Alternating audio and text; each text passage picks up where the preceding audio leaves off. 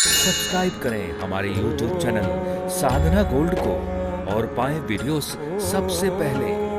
Bell icon दबाना ना भूलें। के लक्षण आपके अंदर आ जाएंगे, आप वही हो जाएंगे।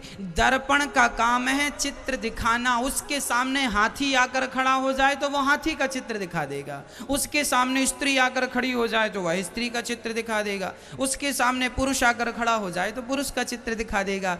अरे भाई, वह जो दर्पण है वह सबका चित्र दिखाने के लिए स्वतंत्र है। उसी तरह मेरी माँ, आपके अंदर जो लक्षण आ जाते हैं, जिनकी संगति आ जाती, आप वैसे हो जाते। आप शराबी की संगत करना शुरू कर दीजिए, धीरे धीरे आप भी शराब के नशे में दिख जाएंगे।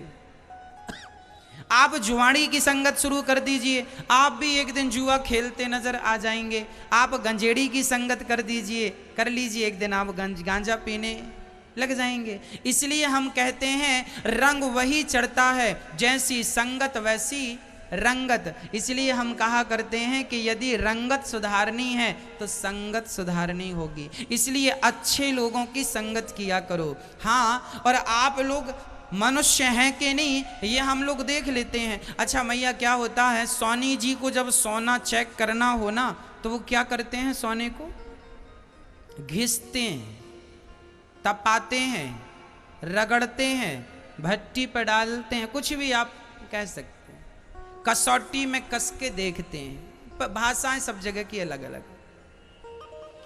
सोने को देखना है कि ये असली है तो उसके बहुत सारे साधन हैं। उसी तरह आज हम भी आपको देखेंगे कि आप असली मनुष्य हो कि नकली मनुष्य हो।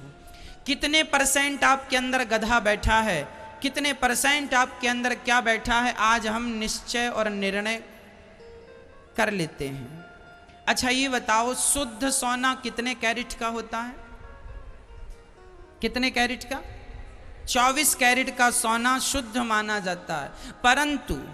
परंतु जब आभूषण बनते हैं तो उसमें कुछ ना कुछ मिलावट हो जाती है, और जितना मिलावट आप करते जाएंगे उतनी ही सोने की शुद्धता कम होती जाएगी। जब आप अपनी माँ के गर्भ से बाहर आए थे ना मैया और भैया, तब आप 24 कैरेट के थे, शुद्ध मनुष्य थे, पूर्ण मनुष्य थे।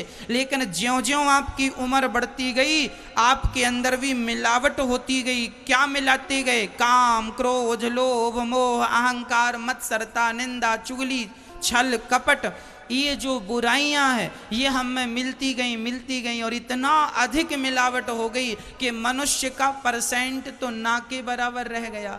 आज शुद्ध मनुष्य बचे ही नहीं, अधिकाधिक मनुष्य मिलावटी हैं। सवेरे कुछ बोलते हैं, शाम को कुछ बोलने लग जाते हैं।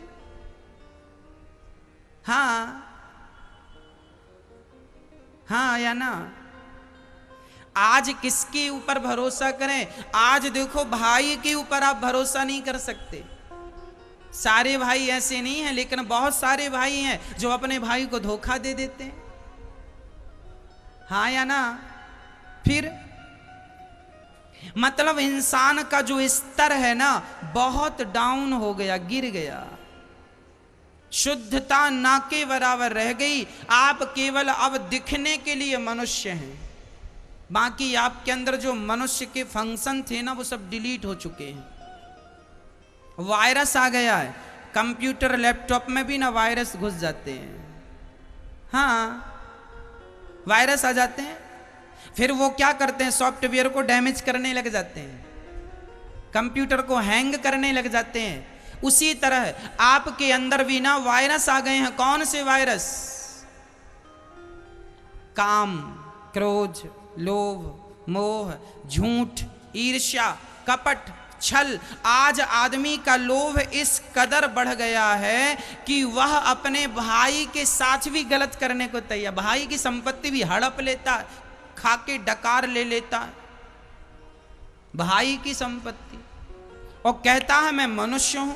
वाह भाई, ऐसे तो जानवर भी नहीं होते जैसे तुम मनुष्य हो। इसलिए मां बचपन में ठीक ही कहा करती थी तुम गधे हो, क्योंकि गधे के लक्षण हैं। कोरोना के लक्षण दिख रहे हैं तो कोरोना का पेशेंट ही कहा जाएगा। किसी को यदि मलेरिया के लक्षण दिख रहे हैं तो मलेरिया का ही पेशेंट कहा जाएगा। कैंसर के लक्षण दिख रहे हैं, कैंसर का पेशेंट ही कहा जाएगा। आपके अंदर गधे के हुनर ज्यादा हैं तो गधे के पेशेंट गधा ही। इसलिए हम कहा करते हैं रावण बनने की जरूरत ना करना, रावण बनने की जरूरत नहीं है, राम बनने के रास्ते पर चलिए। और आप राम भी मत बनो। चलो कौन राम को आए तो लाखों साल बीत गए, उनके बाद दूसरा कोई राम आया ही नहीं।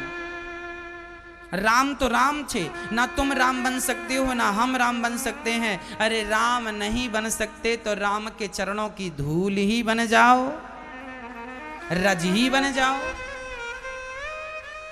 फिर तो मनुष्य वही है जिसके अंदर छल ना हो, कपट ना हो, ईर्ष्या ना हो, द्वेष ना हो। आज हम देखते हैं आप अपनी जिठानी से नफरत करती हो।